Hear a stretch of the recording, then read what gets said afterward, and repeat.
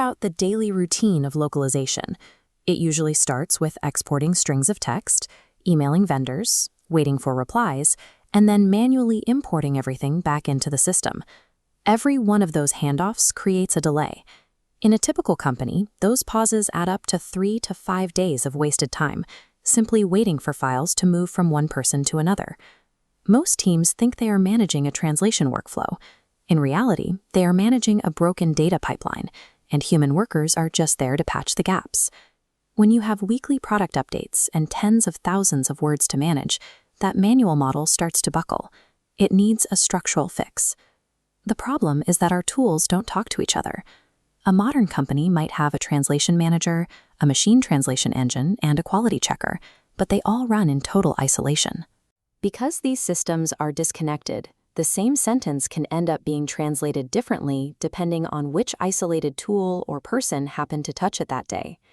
Imagine if your management system could act like a conductor, automatically connecting all those isolated tools without you ever having to step in to move a file.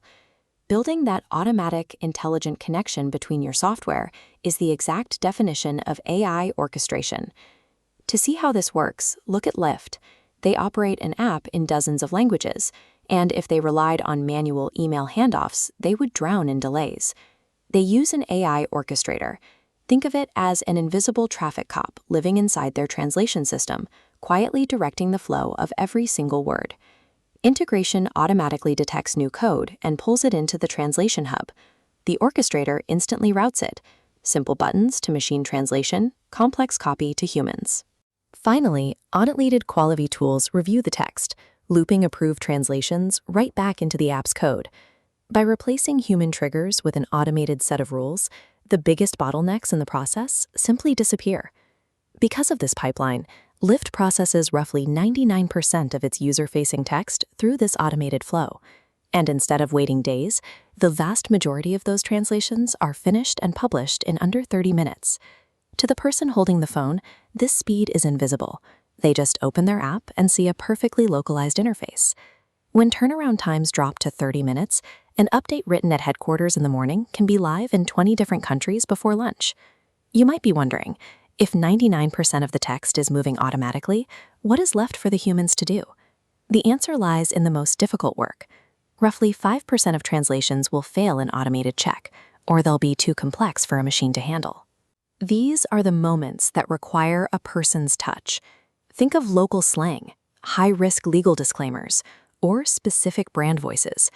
This is what we call human in the loop. It's the simple idea that the system recognizes its own limits, so it knows exactly when to pause and ask a person for help. The orchestrator acts as a filter. It strips away the mindless busywork so that human experts can apply their judgment where it's actually needed. Your role shifts from being a manual file mover to being the architect of the workflow. You are the one setting the rules the orchestrator follows. In the end, AI orchestration is just an invisible assistant connecting your tools on your behalf. As the volume of content continues to grow toward 2026, adopting this approach is the only way to keep up.